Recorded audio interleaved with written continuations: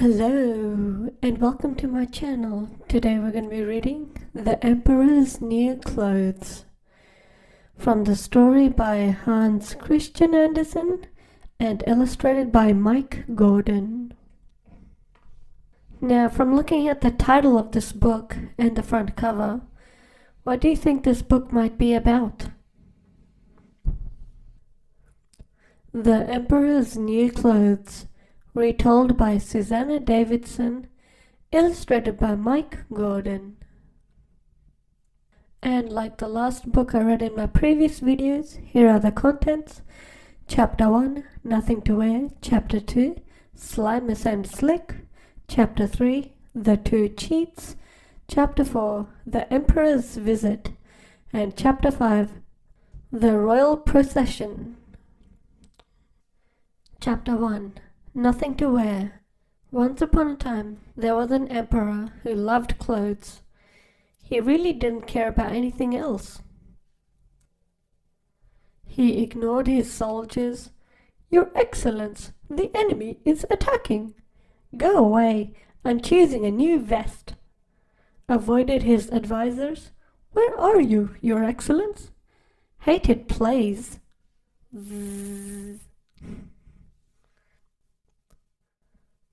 And only liked riding in the park so he could show off his amazing outfits. "You look amazing, Your Excellence." But the emperor had a problem. The royal procession was in 2 weeks' time, and he had nothing to wear. "I know," he says to the lady complimenting him. "You must have something, Your Excellence," said Boris, his servant. "You already have 7,322 outfits." "But I've worn them all before," moaned the emperor. "I want to look so amazing, so fantastic, so splendiferous that people will talk about me for years to come." "I see," said Boris, looking rather glum. It was Boris who had to take care of all of Emperor's clothes. Do you have someone who looks after your clothes at home? "Are you sure this one won't do?" Boris asked hopefully, picking a velvet and gold suit from the pile. "Don't be ridiculous." "Boris," said the emperor in a stern voice. Yes, sire," said Boris. "Who is the emperor here?" "You are, Your Excellence," replied Boris. "Right. And if I say I want new clothes, then I mean it. Go and find me the finest clothes maker in town," ordered the emperor. "At once." "I'm off to have a snooze," the emperor added. "It's been a very tiring morning." "As you wish, Your Excellence." Chapter 2, Slimus and Slick. Boris spent all day looking for an incredible outfit. He wasn't having much luck until two strangers rushed up to him. "We're the finest clothes makers in the world," they said. "Take us to the emperor at once." "Wait, I can do lovely knitted long johns." When they arrived at the palace, the strangers pushed past the palace footman and burst into the emperor's room. "Ow! Out of our way!" "Who are you?" shouted the emperor angrily. He was busy choosing his afternoon coat and hated being interrupted. "We are Slimus and Slick, at your service," they said and bowed. The emperor just stared at them. "Haven't you heard of us?" said Slimus, looking shocked. "We're world famous." Well, no," admitted the emperor. He hated not knowing things. "We make magical clothes," said Slimus. "Magical?" said the emperor, sounding interested. "Yes," said Slick, with a sly smile. "Our clothes can only be seen by clever people." They will absolutely be invisible to anyone stupid, Slimus explained. Anyone who can't do their job properly won't be able to see them either, Slick added. Boris gulped. What if I can't see the clothes? He thought. Ooh. What do you think happens to the Emperor? The Emperor was very excited.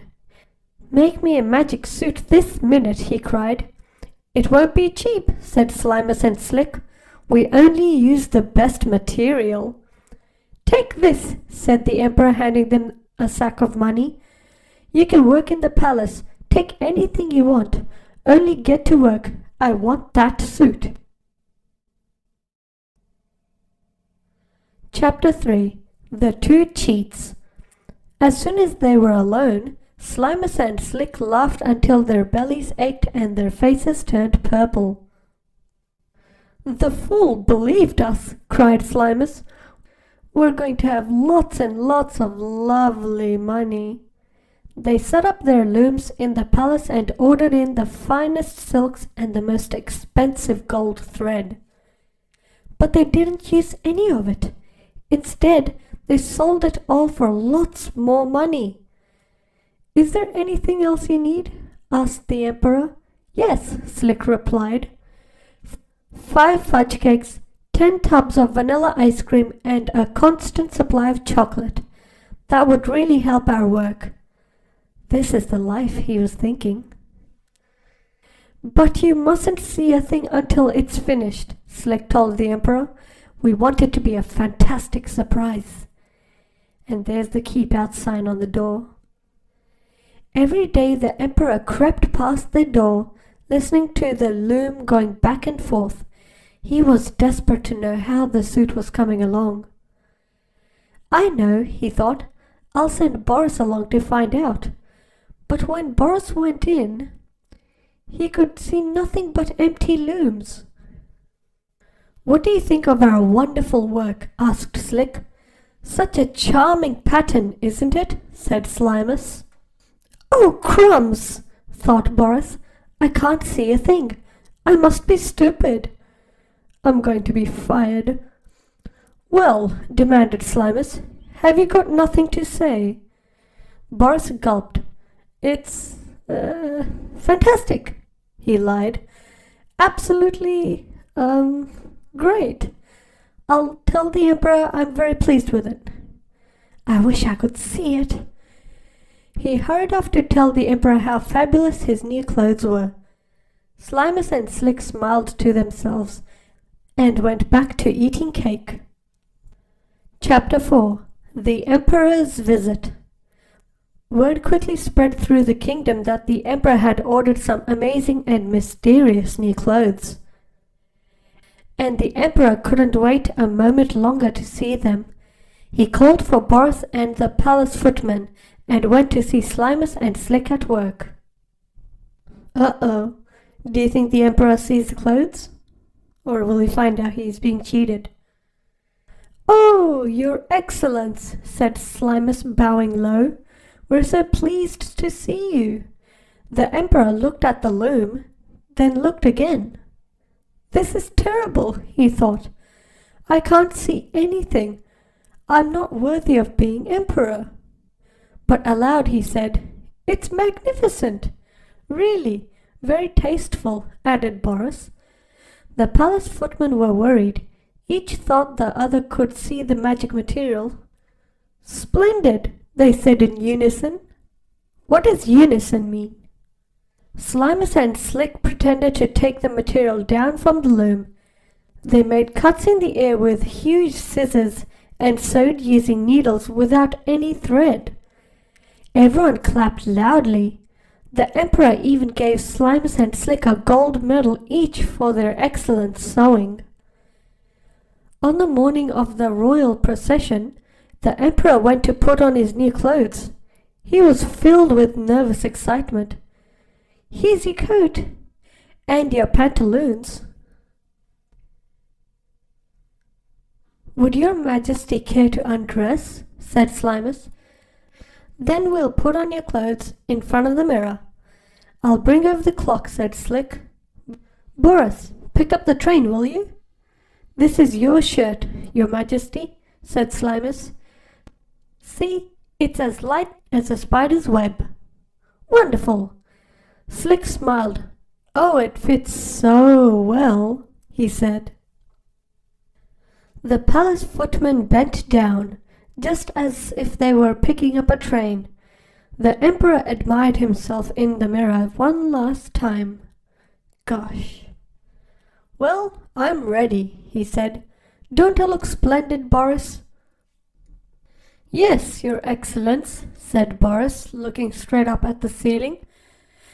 Then open the palace doors, said the emperor. Let the royal procession begin. People won't believe their eyes. Chapter 5. The Royal Procession. The crowd gasped as the emperor emerged. Everyone had heard that only clever people could see his clothes. What a wonderful outfit, they cried. Such a magnificent pattern, said a woman. Isn't he handsome? The emperor smiled to himself. These are my most successful clothes ever, he thought, and added a spring to his step. Let me see him, cried a small child who was stuck at the back of the crowd. The child was lifted up on his father's shoulders so he could see the emperor in all his glory. Oh, said the child, the emperor's got nothing on. Everyone around the child fell silent and looked at the emperor again. Uh-oh. He's right, you know, said his father. The emperor is naked. Then, faster than a spreading fire, a whisper whizzed through the crowd. The emperor's got no clothes on. Soon the whole crowd was chanting, The emperor's got no clothes on. The emperor's got no clothes on. The emperor heard their words and shivered. Suddenly he felt very cold. He looked down. To his horror, the emperor saw that they were right. I'm naked. Then he blushed bright red all over. I must carry on, he thought. This is the royal procession, and I am the emperor. The emperor held his head high and walked more proudly than ever.